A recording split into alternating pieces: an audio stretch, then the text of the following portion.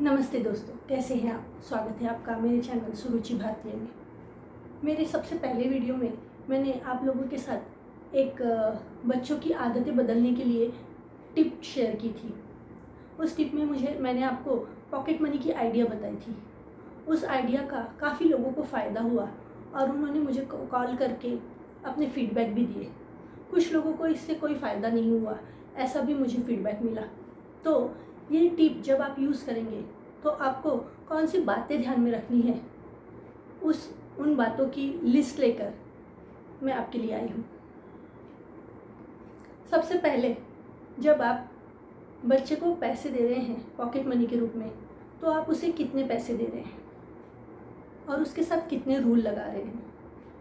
अगर आप बच्चे को 5 रुपये पॉकेट मनी दे रहे हैं और उसके साथ 10 रूल लगा रहे हैं, तो ये टिप आप यूज़ करके कोई भी फ़ायदा होने वाला नहीं है।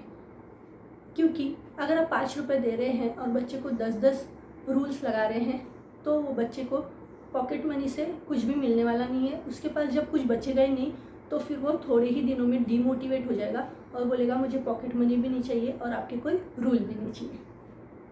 तो आपको जब भी आप जितने पैसे दे रहे हो उससे कम रूल उसको लगाने हैं। अगर आप 5 रुपये दे रहे हो तो 1 या मैक्सिमम 2 रूल आप लगा सकते हैं और फिर बच्चे से उसी के लिए पेनल्टी लेंगे।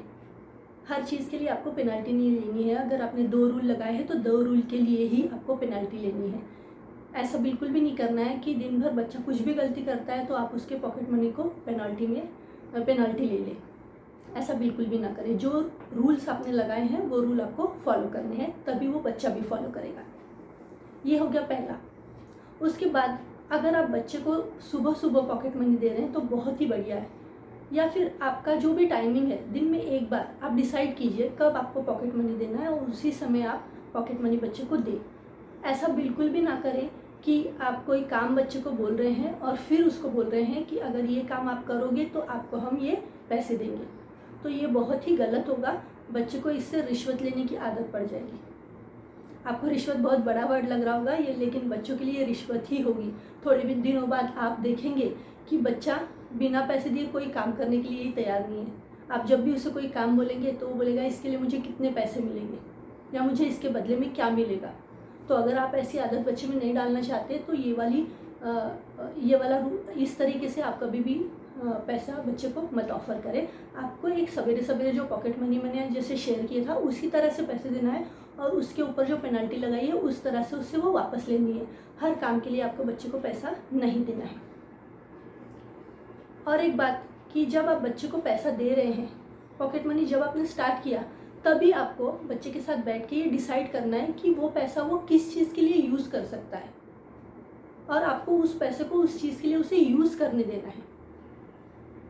अगर आपने खिलौने लेने के लिए बच्चे को पैसे का यूज़ करने के लिए हाँ बोला है, तो आप उसको जब भी उसको कोई खिलौना पसंद आएगा तो उसे आप लेने दीजिए और आप उसको वो खिलौना अपने पैसे से मत लेके दीजिए। या उसके पास अगर उतने पैसे नहीं है जितने का वो खिलौना है तो आप उसे वो खिलौना नहीं लेके देंगे, वरना फिर उसको उस पैसे की कोई कीमत नहीं रहेगी। कि अगर आप ही उसको सब कुछ लेके दे रहे हैं तो फिर उस पैसे का उसके लिए क्या महत्व है।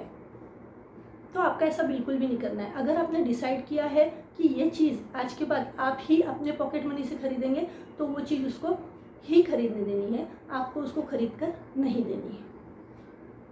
उसके बाद आप एक और चीज़ कर सकते हैं कि आप बच्चे को दुकान में या तो ऑनलाइन भी कोई टॉय दिखा सकते हैं और बच्चे का टारगेट सेट कर सकते हैं। उसकी कीमत बच्चे को बता सकते हैं कि ये वाला टॉय है और इसकी इतनी कीमत है, अगर आपको ये खरीदना है तो आपको इतने पैसे जमा करने हैं। तो बच्चे का एक टारगेट सेट हो जाएगा और वो कोशिश करेगा कि जल्द से जल्द वो अपने उतने पैसे जमा कर ले। और वो टारगेट पूरा होने से पहले उसको दूसरी और कोई चीज़ पसंद आ जाती है तो आपको वो बोलेगा कि मुझे वो नहीं चाहिए, अब ये चाहिए।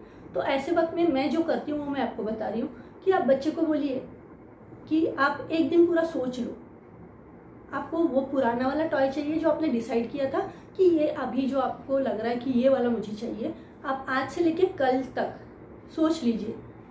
और फिर कल भी अगर आपको यही लगता है कि मुझे वो नहीं चाहिए ये चाहिए, तो फिर हम लोग इसे खरीद लेंगे, अगर आपके पास उतने पैसे हैं तो। इससे क्या होगा कि बच्चे तो कैसे छोटे बच्चे हैं, उनको हर चीज़ नई चीज़ दिखी तो उनको लगता है कि मुझे ये खरीदना है। तो वो थोड़ा उसको आप सोचने का टाइम देंगे तो डिसीजन मेकिंग पावर भी उसके पास रहेगा, और सोच समझ के कैसे डिसीजन लेना है ये चीज़ भी उसके अंदर आ जाएगी। तो पूरे पावर उसके पास दीजिए। अगर दूसरे दिन भी वो बोलता है कि उसे वही चीज़ खरीदनी है जो उसने नई डिसाइड की है, तो आप उसे वो चीज़ खरीदने दीजिए। उसे लगना चाहिए कि ये पैसे उसके हैं, इसका डिसीजन वो खुद ले सकता है, इसे खर्च वो कर सकता है। तब उसे लगेगा कि सच में इस पॉकेट मनी का कोई फ़ायदा मेरे लिए है, ये मेरे ऊपर सिर्फ रूल्स लगाने के लिए पॉकेट मनी नहीं दिया जा रहा है। तो अगर आप इस तरह से इसे फॉलो करेंगे तो डेफिनेटली आपको इस पॉकेट मनी की टिप का फ़ायदा होगा ही होगा। आपको अगर ये वीडियो मेरा अच्छा लगा है तो आप डेफिनेटली इसको लाइक कीजिए, शेयर कीजिए, और अगर आज तक आपने मेरा ये चैनल सब्सक्राइब नहीं किया है तो उसको सब्सक्राइब भी कीजिए। मेरे कुछ फ्रेंड्स ने मुझे पूछा था कि आप ये वीडियो शूट कैसे करते हैं, तो मैं सेल्फी स्टिक से ये शूट करती हूँ। और अगर आप भी ये सेल्फी स्टिक लेके खुद का यूट्यूब चैनल शुरू करना चाहते हैं, या जो भी जिस भी चीज़ के लिए अगर आपको ज़रूरत है सेल्फी स्टिक की, तो मैं डिस्क्रिप्शन बॉक्स में इसकी लिंक दे रही हूँ, उस लिंक से आप ये सेल्फी स्टिक खरीद सकते हैं। आज के लिए बस इतना ही। जय हिंद, जय भारत।